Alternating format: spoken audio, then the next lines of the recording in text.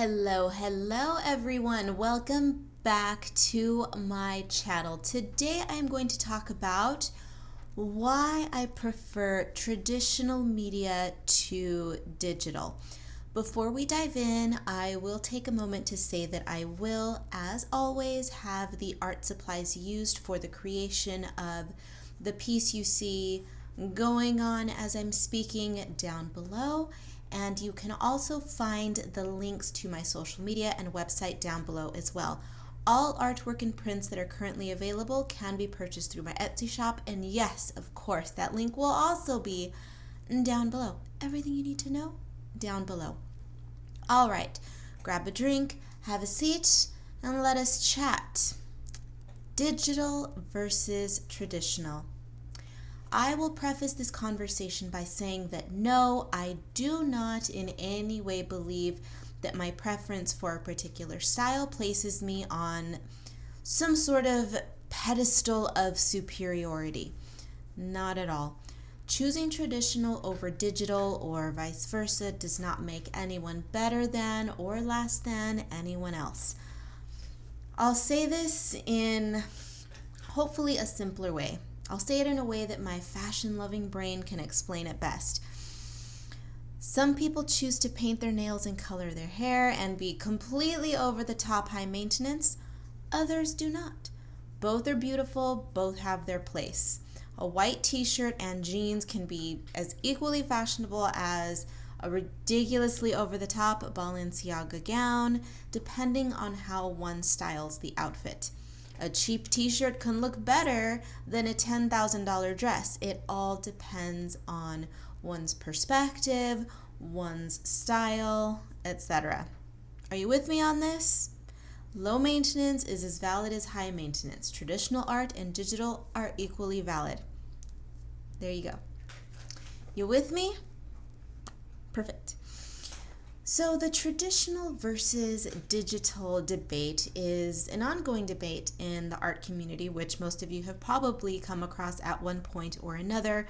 From designers to cartoonists to fine artists, everyone and everything in between has an opinion.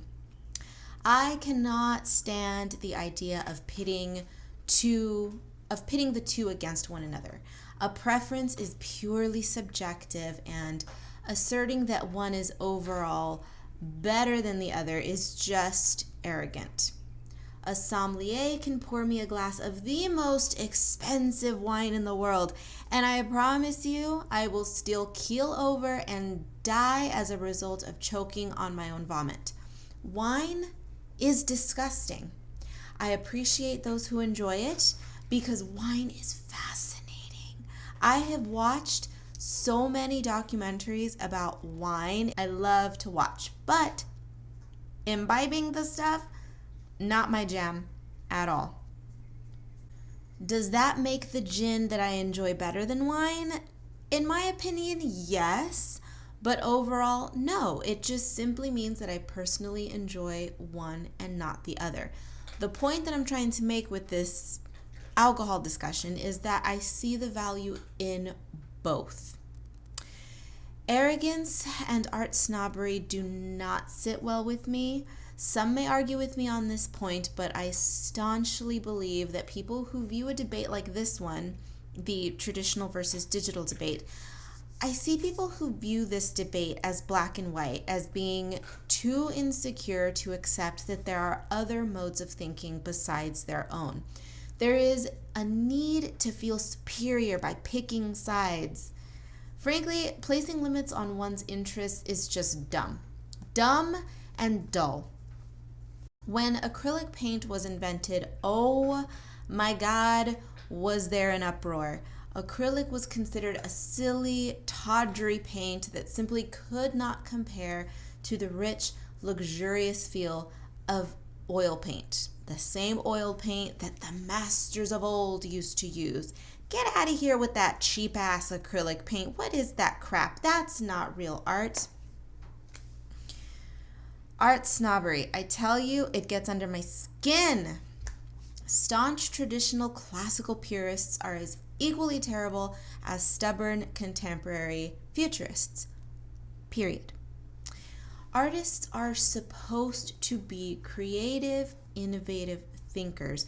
So it just strikes me as grossly hypocritical when creatives completely dismiss the merits of any other creative technique or media besides the one that they choose to employ in their own practice. Digital sucks because insert reason here, or traditional is boring because insert reason here. Nope, wrong. Both have their pros and cons. Both are wonderful. Personally, I prefer traditional art. Why? For me, it comes down to 4 reasons. Number 1, I have one foot in the past at all times. I enjoy vintage aesthetics, music, etc. And as such, I tend to enjoy doing things the old school way for the most part, not all the time.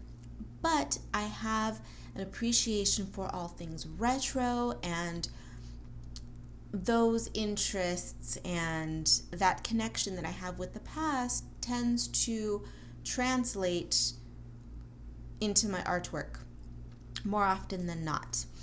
Number 2, I love the feel of putting a pen or a pencil or a brush to paper or to wood, whatever the medium is that I'm working with on that particular day. Tactile sensations are key to my enjoyment of art. The scratchiness of a razor sharp pen on paper or moving paint around with a brush is just something that cannot be replicated digitally. The look can certainly be mimicked to a degree, but never ever the feel. Number 3, I enjoy the imperfection of working traditionally. Yes, I could illustrate my comic book and my coloring books digitally and they would look wonderful. However, the line quality would be too perfect.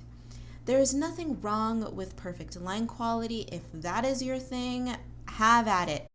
I think it's a good thing. It looks great, but for me personally, I prefer to imbue my work with a large dose of wonk. My hands are unique to me just as your hands are unique to you. The wonky lines that my hands produce cannot be replicated by anyone. Anyone can choose a number 4 brush in Photoshop, Procreate, or whatever illustration program is tickling your pickle at any given moment, but no one can push a button to replicate my hands. These claws that I use to create my work. Nobody. They're mine. Mine. Mine, mine, mine. The same can be said about your hands. Plus, let's be honest, I don't enjoy playing it safe. If I mangle an illustration, I can't simply hit undo and begin where I left off. This is an unpopular opinion, I know, but I think that being able to hit undo in a way is cheating.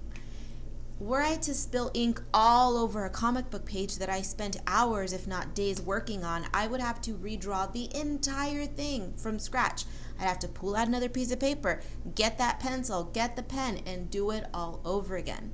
I can't simply click a button and say, oh, I screwed up, now let me try that again. Let me fix my mistake. See what I mean? One is held more accountable when one is taking the analog approach. Again, it's that old school pull that I have constantly pulling me into the past that is making me want to be able to focus more intently on my work so that I can avoid those mistakes than to just scribble, scribble, scribble and keep going as quickly as I can, knowing that I can easily fix a mistake. Do you see what I mean? You're just held far more accountable. Small victories, like for instance, mastering a quill pen or discovering a signature technique while you're watercoloring, feel more profound when you are teetering on the edge of, oh my God, I don't want to screw this up. Oh my God, I have to learn how to do this. Oh my God, oh my God, oh my God. Does that make sense? You are investing more of yourself into your work when you are invested in learning and perfecting rather than leaning on the fact that you can click a button and correct. Now, do I ever work digitally? Of course I do. My coloring book covers are all designed and colored digitally. The stickers that I am currently designing are also done digitally, and I do quite a bit of digital work for my brand Cat Eyes and Cacti, which, by the way, if you are unaware, is a Palm Springs related brand where I illustrate and design mid-century modern, tiki, and Palm Springs related subjects. As I said, I enjoy both modes of working. I just prefer traditional most of the time.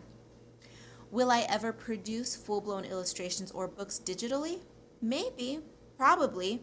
Will it ever become the bulk of my work? Absolutely not. The moral I would like for you to take away from this video is that you should not limit yourself. Don't choose sides when it comes to creative outlets. Play with traditional, dabble with digital. Find what you love and just make something. And when you find something that you love, don't start bad-mouthing and naysaying everybody else's preferences. Again, that's just dumb, limiting, and arrogant. Don't do it. Never pit one against each other. Just do what you like and be happy. And with that, my nasties, I leave you. I hope that you enjoyed this video. Leave it a thumbs up if you did. Apparently that is super important to the YouTube gods. Leave me a comment down below and tell me what your favorite medium is or what your favorite mediums are and why. Be sure to tell me why. Join me on social. Everything that you need to know will be down below. Off I go. Be bad. Be good. I don't really give a damn which. Just come back in one piece. I will see you again in the next one.